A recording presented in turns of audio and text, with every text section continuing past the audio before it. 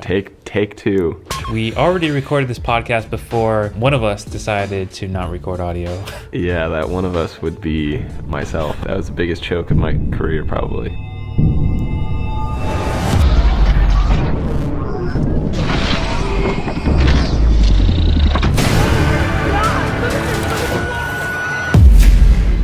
I was first introduced to you through your vlog channel, but you have done a lot more effort into this CC Mega Productions. You do really good work.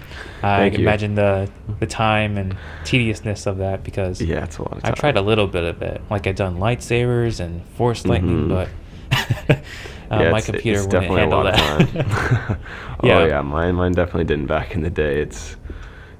What advice would you give to someone who maybe wants to become a YouTuber? How could they get started to make a YouTube channel today?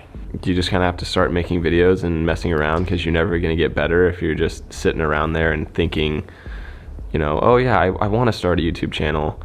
I don't really know how. You kind of just have to dive in and, start making videos, even if they're a little embarrassing. I think we all have those.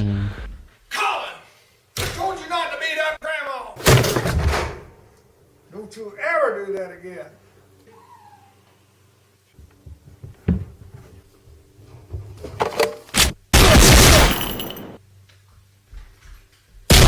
You can't hold yourself to the expectation that your first video is going to look like whoever inspired you, because I know when I was starting out, it is discouraging, because you want your videos to be as good as theirs, but what you don't see is all, at the time when you're starting, you don't see all the years they have under their belt that they've gotten to perfect their style. It's easy to get discouraged, but don't get discouraged, because you're not going to start out making videos as good as your favorite creators, but that's just part of the process. And I believe there's a healthy level of copying someone's style to understand what goes into it. I feel like it's kind of frowned upon to copy, and I feel like so many people have kind of tried to copy Casey's style.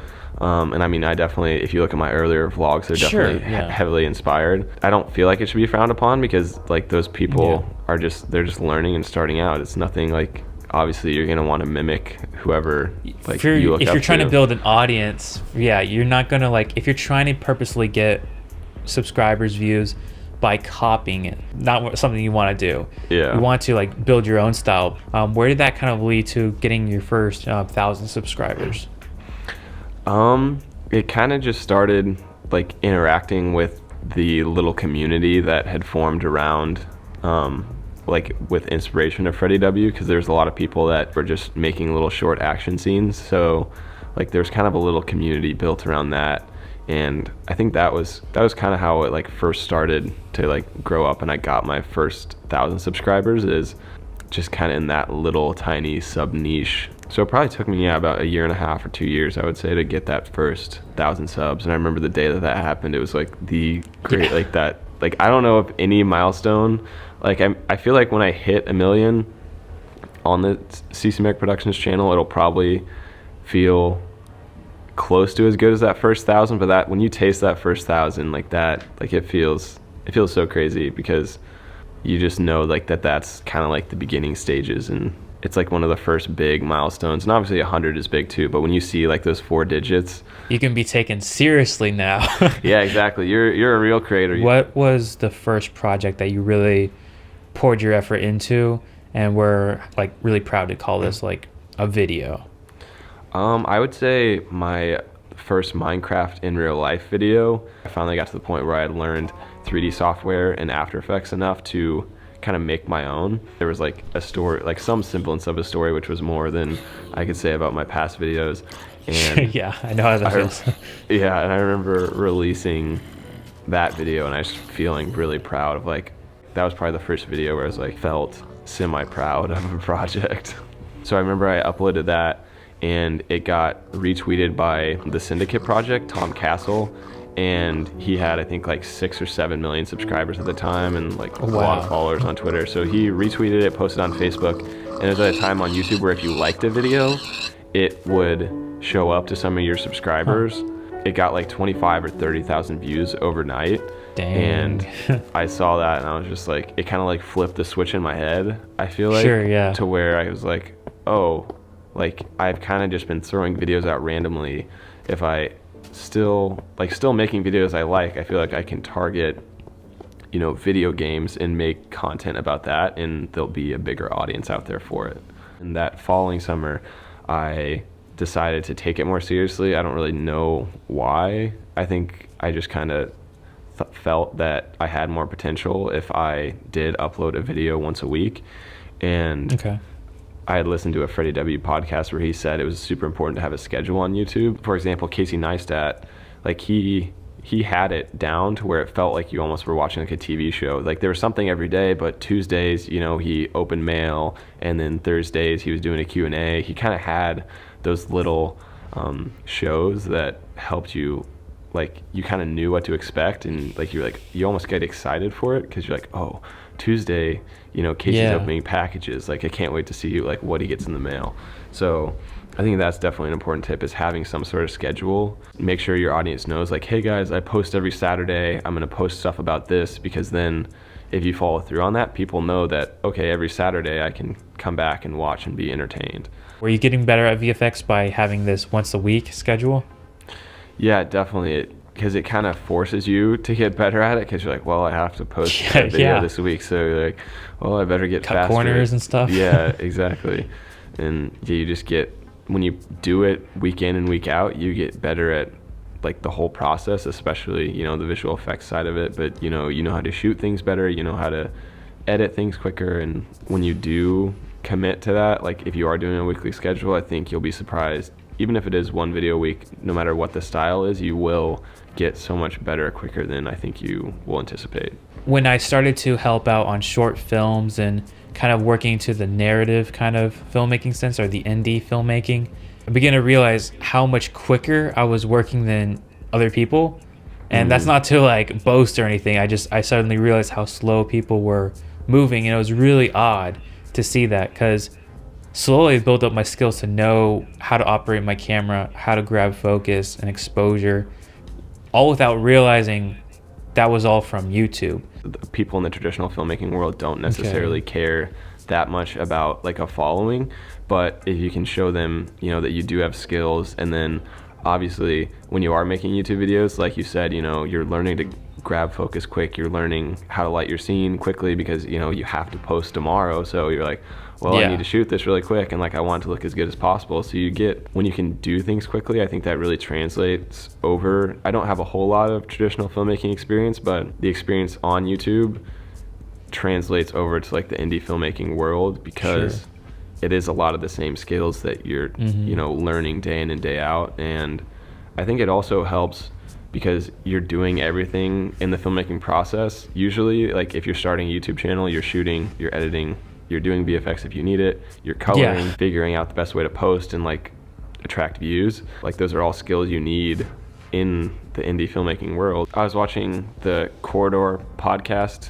recently. I also just realized I still have their sweatshirt on. Oh, sweet. But I was watching their podcast with Mystery Guitar Man. The way he got the directing job, that guy had seen, I don't know if he had seen one of his YouTube videos or just something that he had directed before. Like, it's always good to get more eyeballs on your videos, because you never know which one of those eyeballs is going to be someone that's like making a movie and like needs a director, and they they like your style, they like what you're doing. The offering value part too, like the recent video that you made, like the behind the scenes of like a short film start to finish. I think doing things like that and offering people the value of, like teaching them about filmmaking, teaching them about, VFX, making a tutorial. I think that when you provide that value, like people just kind of respect that, and they like people, thank you. There's like, you're welcome. It's like because there's a few different reasons people, I feel like, come to YouTube. They either come for entertainment, like cat Logan videos, Paul, all the like those like that type of like entertainment. Not like, I don't want to throw all the entertainment category on YouTube into like Logan Paul, but like, and even like the stuff on CC Mega Productions, it's kind of like a lower tier, just kind of like for consuming. And then you have your content that like provides actual value of like learning something. One, it feels good, when you help people and like you get a comment on your video. It's like, hey, like this really helped me when I was shooting my short film, or when I was trying to do this VFX thing, like I really, like it really helped. I think that value exchange is like super important into like the development of an audience, especially when like we're not like we're less, I feel like, entertainers and more like creators or people that like enjoy actually making the thing. So I think that's definitely an important side, is giving value, whether like no matter what that is. The reason I started like making more of those tutorials and like focusing more on my I guess vlog channel, tutorial channel, whatever you want to call it, I just kind of grown tired with the CC Mega Productions. I didn't feel like I was giving out as much value or like helping out as much as I know I could with like the knowledge I had, because I knew that I knew After Effects super well and like the 3D world of things.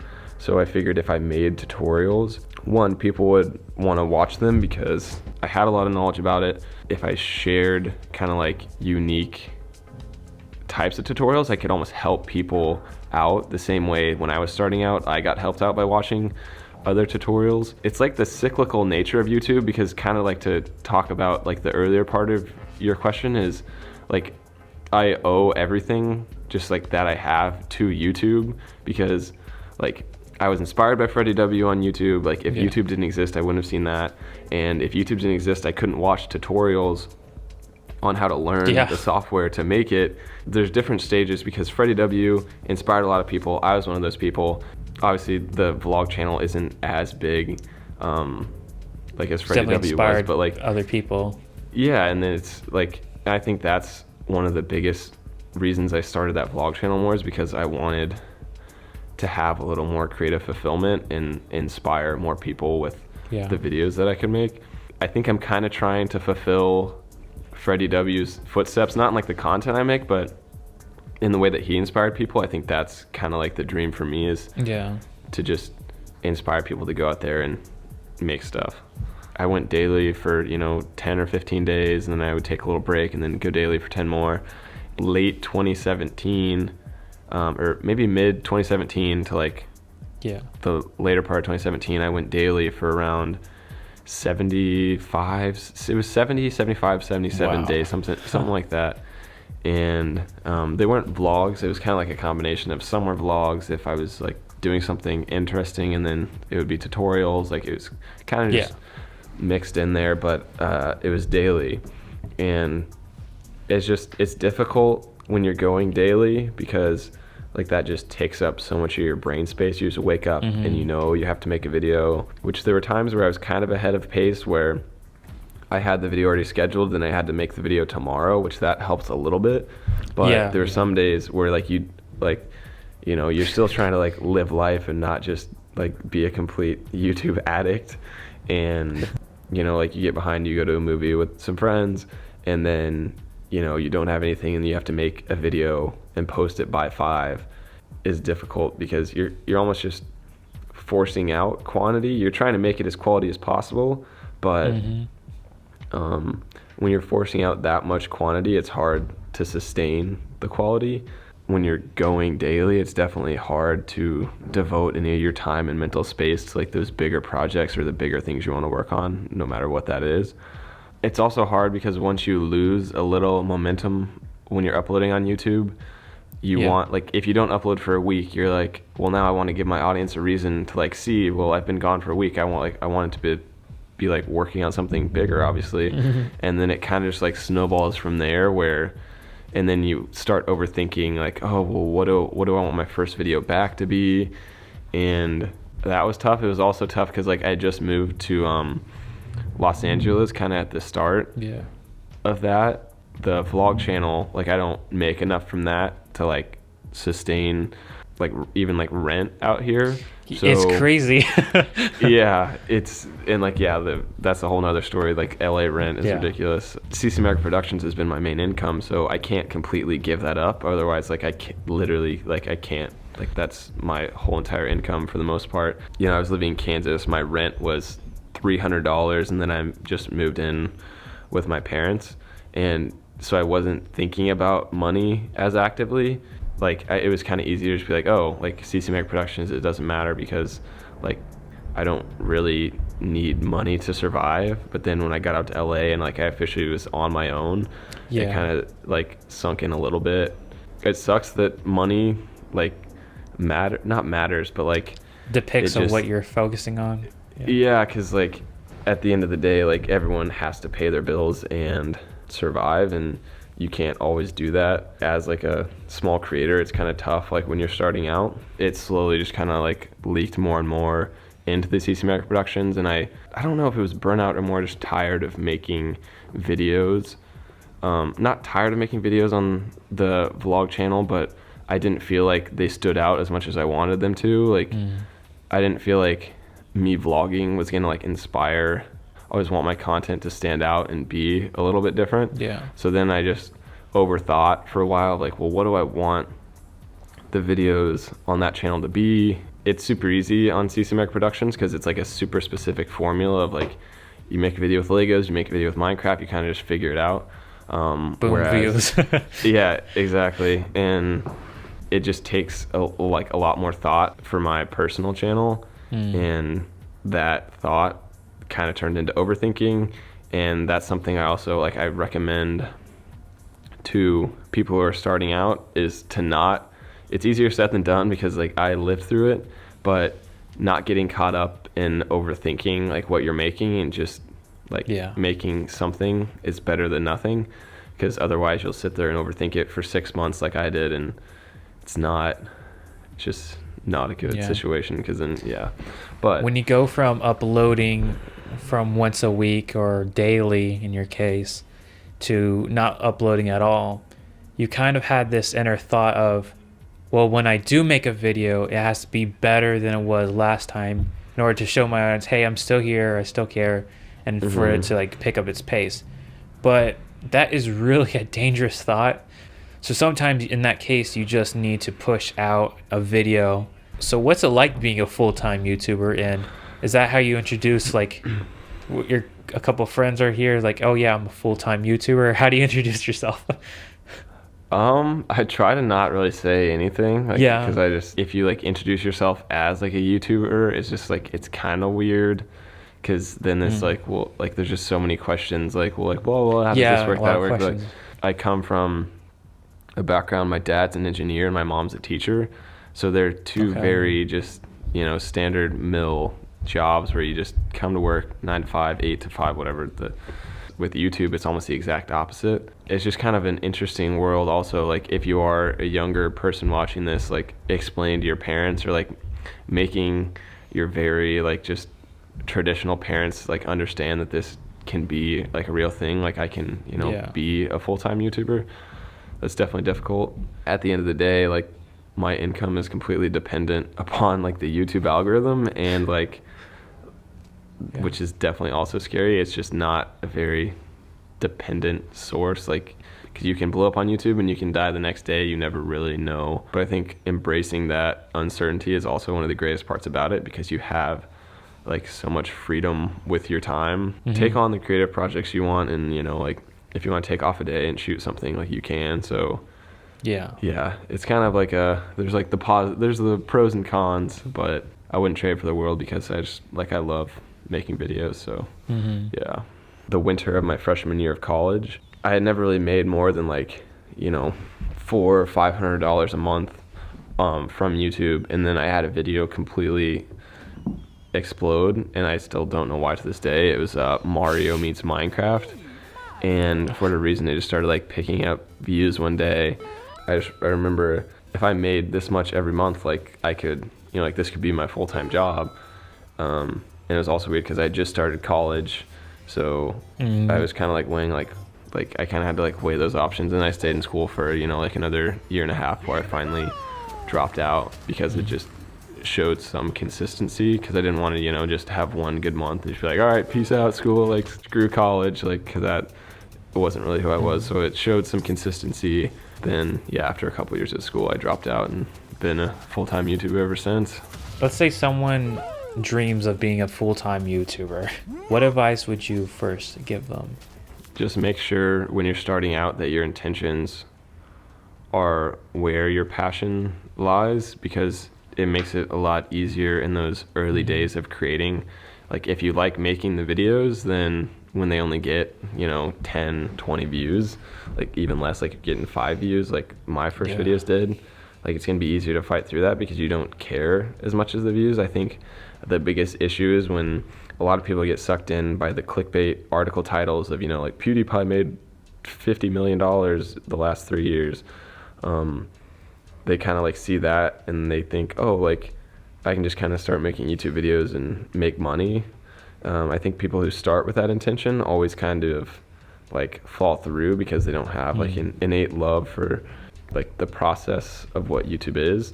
So I think preparing your mental state to know like it's not just going to happen overnight, like it will be a process. You're going to have to grind your face into the ground to like make it happen. Just kind of getting that through your head and knowing, like, of course there are the random people that just kind of like blow up, like just viral, but like 99.9% of the time you're just going to have to put in a whole lot of work and then also just get like lucky with timing and, hopefully the YouTube algorithm picks it up at some point. Yeah, I never recommend just completely like quitting your job to like start out. Like just make sure you're doing it smartly and you're, you have that backup income. And it definitely helps if you are like kind of like in the freelance world, because then, you can kind of finagle your hours to, fit the schedule of like your new YouTube channel / project thing. But yeah. And if you're super young, like 12 or 13, go for it. Yeah, just send it while you can be on your mom and dad's do your bill. homework like, during school and just get it done. Seriously. One of your logos you see on your vlogs is Everyday Counts. What does that mean? So everyday counts, like it's self-explanatory in a way, but also like I think there is like a little bit deeper of a meaning. Pretty simply, it means, making every day count, like whatever that means to you, whether that means working hard and grinding or if that means spending time with your family. It's kind of like a mantra that I try to follow. And I think that's also why I kind of took a break for a while from uploading to my personal channel, is like at that moment, like the everyday counts thing to me meant more just living in the moment and less filming every single thing. So it's kind of just about finding what makes you happy and then doing a little bit of that every single day. To go along with about like filming everything, I gotta be honest, my Grand Canyon video, I don't think I visibly digested the Grand Canyon while I was too busy filming. And I knew that like as I was filming, I was like, I need to take a break and enjoy this, but I don't think I got the full kind of experience from it because I was filming it. I mean, it's great to look back on and it's still cool, but that's a huge thing if you're a travel filmmaker. I'm sure you have experienced that. When you're filming, like when you are traveling, like if it is the Grand Canyon or, when I was in Canada, if you tell yourself like, oh, like I'm gonna take a break for 10 minutes and take it in, like your brain is still like had been like pumping so hard to like film and get the best shot and get the settings and like make sure the exposure's good, and you kind of just miss out on living through that when you're just so focused on filming it. Not to say that it's bad to like film stuff, but you definitely, I think it also like it settles in. I think my AirPod might just died. They just went. Damn it. BRB. Fast forward. I think for the future specifically of my personal channel is I want to make more kind of VFX driven vlogs. So I don't know exactly what that entails yet. I'm still kind of like planning and like thinking about different ideas, but I want to use the VFX that I know to kind of draw people in, because like I can kind of make some like clickbaity things with like CG, and then I can also make tutorials and inspire people to also take up VFX from like watching the vlogs. So that is the current plan right now. So yeah, I'm still you could call it Colin's VFX tutorials. Colin's VFX tutorials. Just like Colin. Nate's film tutorials. I wonder how many. I wonder how many of our subscribers are like mutual. Mutual. Or If like, you are 'cause a I feel mutual like- subscriber, leave a comment down below. Leave a comment. We'll figure it out. Just because like we make similar-ish. I think like- Javier is the only one I know. Javier, shout out Javier, legend. That's been a great discussion. We talked a lot about the dangers of. I think I want to title this "What It Takes to Become a Full-Time YouTuber." That's a pretty good title, I think. Yeah. Well, Colin, I think that wraps it up from there. I want to thank you for taking time out of your day. Yeah, thanks for having me, man. I hope you guys enjoyed this video. If you did, and if you made it to this end of the video, comment below, and Colin will personally buy you a taco. Anyways. Oh boy, you just get like 50,000 comments. I'm like, well, I want a taco. Anyways, thank you guys for watching, and we'll catch you guys in the next video.